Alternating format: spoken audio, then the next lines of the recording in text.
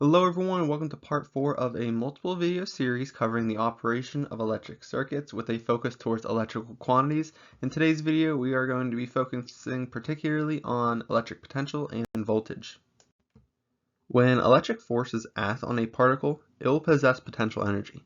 In order to describe the potential energy that a particle will have at a particular point, say x, the electric potential at point x is defined in the equation below, where V of x is the electric potential at point x, W of x is the potential energy that a particle with charge q has when it is located at the position x. The reference point, or also known as the ground point, is considered the point where electric potential is equal to 0. The potential difference is known as the voltage, which is expressed in volts or joules per coulomb. So let's say, for example, we have voltage A and voltage B are the potentials at points A and B.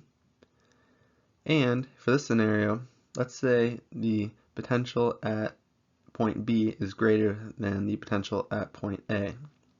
The potential difference between the two is V sub BA, and vice versa, VBA is equal to negative VAB. Voltages can be either negative or positive. So I know this was quick, but it was just to be a quick introduction to covering voltage and potential differences, and I know this content could be going into much greater detail.